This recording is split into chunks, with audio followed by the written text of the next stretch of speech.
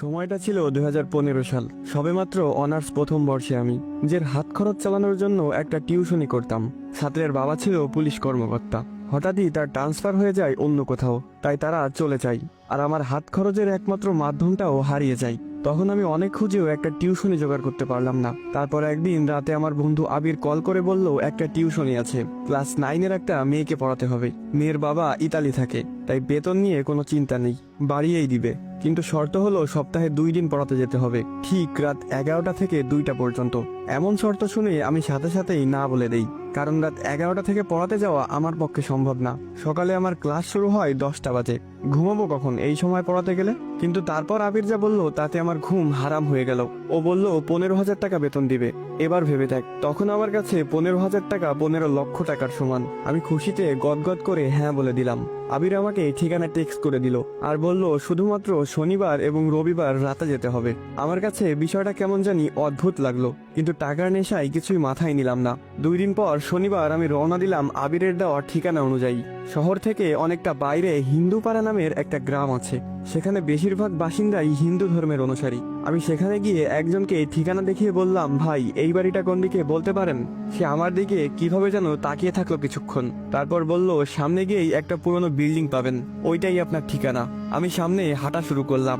একবার পিছনে তাকিয়ে দেখলাম লোকটা এখনো সেই অদ্ভুত ভঙ্গিতে আমার দিকে তাকিয়ে আছে। কেমন যেন একটু লাগছে আমার ভিতরে, মনটা সাই দিচ্ছে না যেতে। কিন্তু 15,000 টাকার কথা মনে পড়লেই আবার মন বদলে যায়। না, গিয়েই দেখি। একটা পুরনো বিল্ডিং এর সামনে এসে দাঁড়ালাম। হ্যাঁ, এটাই সেই ঠিকানা। 11টা বাজতে আর 1 মিনিট বাকি। আমি গিয়ে দরজাটা নক করার সাথে সাথে দরজাটা খুলে গেল। মনে হচ্ছে কেউ যেন আমার জন্য দরজার কাছেই দাঁড়িয়েছিল। দরজা ধাক্কা দিতেই খুলে গেল, খ্যাত করে একটা শব্দ হলো, কিন্তু সেখানে কেউ ছিল না। তাহলে দরজা খুললো কে? আমি কখনো ভূত প্রেত এসবে ভয় পেতাম না, অনেক দেখেছি জীবনে এসব। একটা কথা বুঝে গিয়েছিলাম, সেটা হলো তাদেরকে ভয় পেলেই তারা মাথায় চড়ে বসে। তাই নিজেকে খুব শান্ত করে বাসায় প্রবেশ করলাম। বাসার ভিতরটা কেমন যেন অন্যরকম দেখতে। প্রতিটা দেয়ালে আরবিতে কিছু লেখালেখি করা, অদ্ভুত অদ্ভুত ছোট পোকামাকড়ের দৃশ্য আঁকা। সবচেয়ে বড় কথা, বাসার ভিতরটা একদম নিস্তব্ধতায় ঘেরা, কোনো একটা ছোট শব্দ কানে আসছে না। একজন মধ্যবয়স্ক মহিলা একটা রুম থেকে হাসি মুখে বেরিয়ে এলেন। আমাকে বলল, তুমি নিশ্চয় গালিব, আবির তোমাকে পাঠিয়েছে। আমিও একগাল হেসে দিয়ে বললাম, জি আন্টি। তারপর আন্টি একটা রুম দেখিয়ে দিয়ে বলল, ওই রুমে যাও, রিশফা ওখানেই আছে, দেখো বাবা, ভালো মতো পড়াতে হবে, ও অনেক ফাঁকিবাজ। ও, তার মানে আমার ছাত্রীর নাম রিশফা? আমি বললাম, সেটা নিয়ে আপনি চিন্তা করবেন না আন্টি, আমি রিশফাকে ব্রিলিয়ান্ট স্টুডেন্ট বানিয়ে দিব। এই বলে রুমে গেলাম।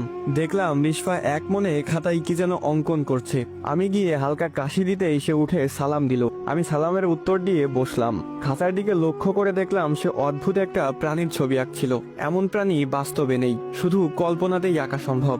এরপর আমি তাকে উদ্দেশ্য করে বললাম, আজ থেকে আমি তোমাকে পড়াবো, মন দিয়ে পড়াশোনা করতে হবে। সে কথা ঘুরিয়ে বলল, স্যার আপনার প্রিয় খাবার কি? আমি একটু অবাক হলাম, তবুও নিজেকে সামলে নিয়ে বললাম, আমার প্রিয় খাবার বিরিয়ানি। আমি জিজ্ঞেস না করলেও সে অদ্ভুত একটা হাসি দিয়ে বলল, বিরিয়ানি কোনো খাবার হলো?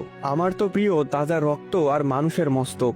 একটু ঘাবড়ে গিয়ে বললাম, এসব কি ধরনের আর কি? আমি তো আমার স্যার, পড়াশোনা বাদে কোনো ফালতু কথা হবে না আজ থেকে। সে একটু মন খারাপ করে পড়ায় মনোযোগ দিল। বারবার আমার মনে হচ্ছিল কেউ যেন উকি দিয়ে আবার চলে যাচ্ছে। হতে পারে আন্টি তার মেয়েকে ঠিকমতো পড়াচ্ছে কিনা সেটা দেখছে হয়তো। আমার চোখ খুব জ্বলতে লাগলো হঠাৎ করে, মনে হচ্ছে কেউ যেন চোখে মরিচ জ্বলে দিয়েছে। আমি রিশফাকে পড়া দেখিয়ে বললাম, তোমাদের ওয়াশরুমটা কোন দিকে? সে হাতের ইশারায় দেখিয়ে দিল। আমি তাড়াতাড়ি ওয়াশরুমে গিয়ে চোখে পানি দিলাম। তারপর আয়নায় তাকিয়ে দেখলাম চোখ লাল হয়ে আছে। ভালোভাবে চোখে মুখে পানি দিলাম, এখন একটু ভালো লাগছে। ওয়াশরুম থেকে বের হতে যাব, হঠাৎ খেয়াল করলাম আমি তো চলে যাচ্ছি, কিন্তু আয়নার ভিতরে আমার প্রতিবিম্বটা এখনো ঠায় দাঁড়িয়ে। আমি চোখ ডলা দিয়ে আবার তাকালাম আয়নার দিকে। এবার সেখানে কেউ নেই, এমনকি আমার প্রতিবিম্বটাও সেখানে নেই। এটা কেমন আয়না? যেহেতু আমি এসবে ভয় পাই না খুব একটা, তাই ভাবলাম এখানে কেউ তো আছে যে আমাকে ভয় দেখানোর চেষ্টা করছে। তাই আমি আস্তে আস্তে করে বললাম, এই ছোট্ট ওয়াশরুমে কি ভয় দেখাতে চাস আমাকে? সাহস থাকলে বাইরে দেখা করিস। এই বলে চলে আসলাম। রিশফা বলল, স্যার তাকে দেখেছেন? আমি হকচকিয়ে উঠলাম, মানে কাকে দেখবো? রিশফা কিছু না বলে তার আঁকা সেই প্রাণীটার দিকে তাকালো। কেমন যেন অদ্ভুত লাগছে তার আচরণ। সেই দিনের মতো পড়ানো শেষ করে বের হলাম বাসা থেকে। বাসার ভেতরের তাপমাত্রা আর বাইরের তাপমাত্রার অনেক পার্থক্য। বাসার ভেতরটা যেন অন্য একটা জগৎ।